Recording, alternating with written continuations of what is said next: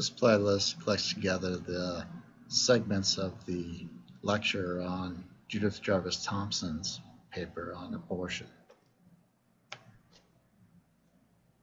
As usual, I'll start off by talking a little bit about who Dr. Thomson is, the sort of research that she does, and her accomplishments, so you have some sense of who you're reading.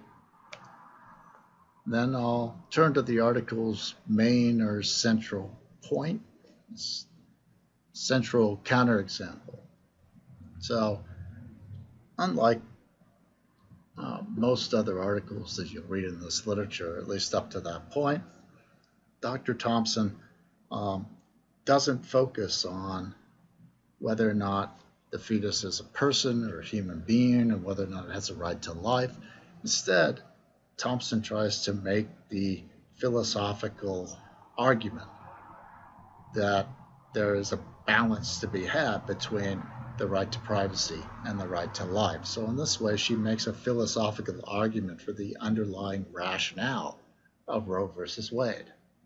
And the first and sort of most poignant, maybe most famous example that she uses is the thought experiment where she imagines that you wake up and you're attached to a violinist, a famous, accomplished violinist, and you're told that if you disconnect yourself, the violinist will die. Now, Thomson uses this example to try and create an intuitive judgment that, in fact, there is a balance that needs to be struck between an individual's right to privacy, to the use of their own body, and another individual's right to life. And then she'll take another 7 or so different cases, different sections emphasizing different points to argue and further extend that basic point, and also to argue that abortion providers are not doing something that is unjust. So she'll argue that abortion is in fact morally permissible, at least in some clearly defined cases, and that abortion providers are also acting in a way that is morally permissible. Notice that she's not arguing that it's morally praiseworthy or that all cases of abortion are morally permissible. And so in this way, she's got a quite different article than most of the articles that preceded her in this literature.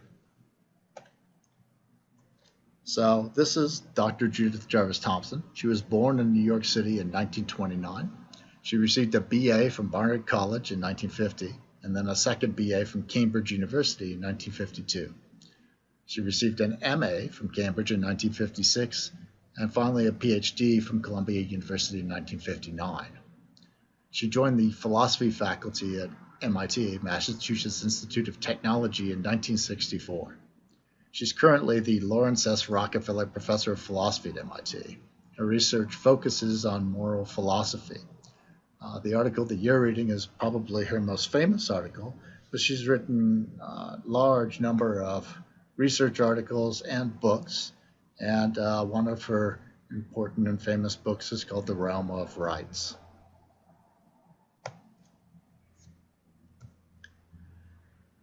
So at the very beginning of her paper, Dr. Thomson notes that most parties in the abortion debate up to that point had concerned themselves primarily with the status of the fetus. That is, they were concerned with whether or not the fetus would count as a human being or a person having a right to life that must be respected, or whether the fetus would fail to qualify as a human being or person and hence fail to have a right to life that need be respected. And the ethical status of all cases of abortion focused on that determination. And in her article, she says, look, I'm not even going to engage in that. For the purposes of my article and my argument, I'm going to grant the anti-abortion argument all the points that it sought. So we'll just stipulate that the fetus is a person, and we'll just stipulate that it has a right to life. And what she intends to do is challenge this idea that it's easy or unproblematic to establish that abortion is impermissible in all circumstances, or in a vast majority even of circumstances, if you establish that the fetus is a person with a right to life.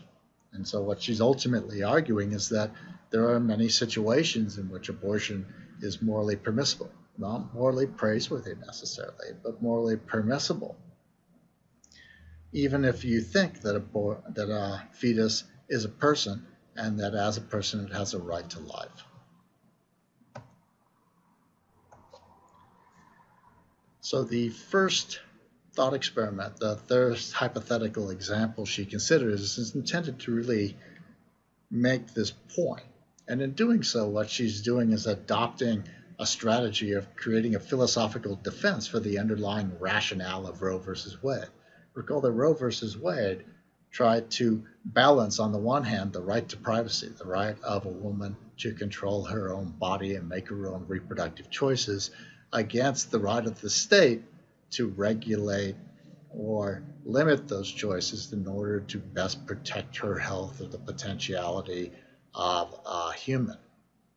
And so she's going to adopt the strategy of trying to motivate that as a real distinction, a real balance that must be struck.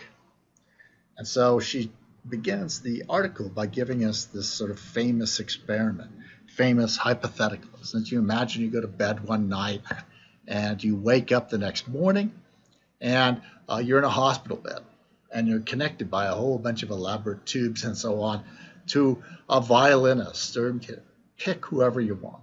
Now, you can Beyonce, Jay-Z, whoever you want to pick, a person who's an accomplished, recognized person. All right. So there's no question about whether or not this is a person. There's no question or not about whether or not this person is living a valuable life. None of that is being brought into question at all. All right. You're connected to that person, and the doctors tell you that you've been connected to that person in order to keep that person alive, and that without being connected to you, that person will definitely die. Right? So that's the situation. And then Dr. Thomson asks, right, do you think it is morally impermissible for you to disconnect yourself? Or do you think it's morally permissible for you to disconnect yourself? Should you be forced, as it were, by the current situation to spend the next 6, 9 months, year, 2 years, 5 years, 20 years, whatever, connected to this person just to keep them alive because they die otherwise? Or is it, in your judgment, according to your intuitions, morally allowable for you to say, hey, look, I realize this person's going to die, but I don't want to do this, and disconnect yourself? And she thinks there's a fairly strong intuition on the part of people that it's morally permissible to disconnect yourself. Connecting yourself may be morally praiseworthy, supererogatory in a way, right? Going above and beyond what we could reasonably expect of you, in fact. Right? But disconnecting yourself isn't morally impermissible. And then she wants to draw an analogy between the violinist case and the case of an unwanted pregnancy.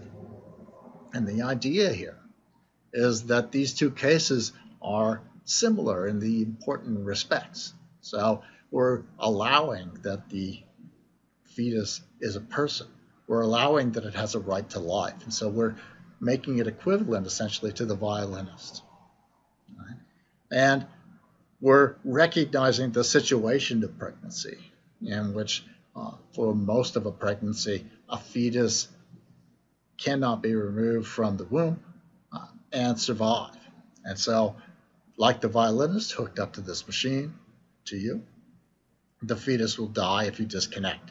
And now the question is, if you have this intuition with regard to the violinist, that it's morally permissible for you to disconnect yourself, what would motivate you from following that same intuition in the case of abortions and on a pregnancy, and say it's morally permissible for the mother to have an abortion to disconnect herself from the fetus?